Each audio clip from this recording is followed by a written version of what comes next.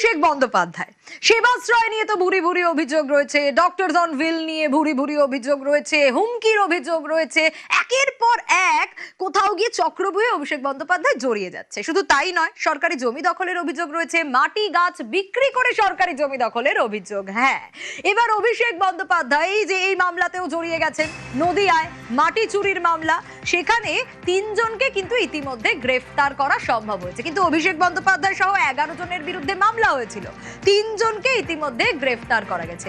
অভিযোগটা তো ভয়ঙ্কর। সমীর রয়েছে আমার সঙ্গে। সমীর, এই যে সরকারি জমি আর তার যে পরিমাণটা, মানে 1100 বিঘা সরকারি জমি দখলের অভিযোগ, এইবার পুলিশের জালে যে 3 জন, তারা কারা কারা এখনো পর্যন্ত?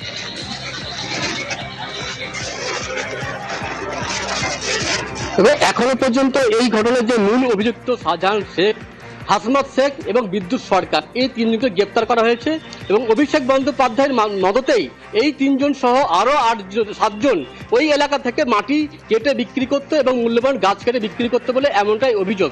এবং এই যে জমির পরিমাণ প্রায় 11,000 বিঘা এবং এটা হৈতান কোম্পানির লিজ নেওয়া ছিল সুগার মিলের জন্য। 2008 সালে সেই লিজ শেষ হয়ে যায় এবং এরপর থেকে কিন্তু ওই এলাকা থেকে অবৈধ মাটি চুরি করে বিক্রি করছিল। এই যে 3 জন গ্রেপ্তার হয়েছে, এরা সহ অভিষেক বন্দ্যোপাধ্যায়ের নেতৃত্বে আরো 7 জন।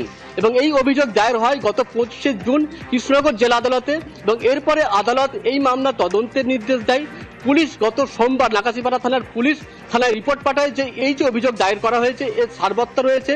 এর পরিপ্রেক্ষিতে আদালত এফআইআর নির্দেশ দেয় এবং সেদিনই এফআইআর চালু হয় এবং এই এফআইআর পরিপ্রেক্ষিতে কিন্তু এই 3 জনকে গ্রেপ্তার করা হয়। এবং এদের বিরুদ্ধে যে মামলাগুলো করা হয়েছে বা যে ধারায় মামলা দেওয়া হয়েছে বিএনএস অনুযায়ী, সেগুলি হলো খনি, মাইন এবং মিনারেলস অ্যাক্টে 1957 সালের ধারা 21-1 অবৈধভাবে খনন, পরিবহন এবং মাটি ওখান থেকে চুরি।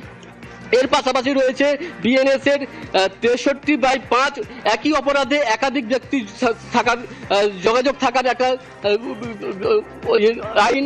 এবং এর পাশাপাশি রয়েছে 303-2 চুরি সংক্রান্ত গুরুতর অভিযোগ, 316-2 অপরাধমূলক বিশ্বাসভঙ্গ, 324-5 সরকারি সম্পত্তির ক্ষতি সাধন, 351-2 অপরাধমূলক ভয় দেখানো, 361-2 অপরাধ সংগঠনের প্ররোচনা এবং 75 ধারা একই ব্যক্তি একসাথে থেকে অপরাধ সংগঠিত করা। এইরকম একাধিক বিএনএস এ কিন্তু মামলা রুজু করা হয়েছে এদের বিরুদ্ধে এবং 3 জনকে গ্রেপ্তার করা হয়েছে মূল অভিযুক্ত সহ। এবং এর পাশাপাশি অভিষেক বন্দ্যোপাধ্যায়ের নাম রয়েছে। এখন এটাই দেখার ওই অভিষেক বন্দ্যোপাধ্যায়কে গ্রেপ্তার করা হয়।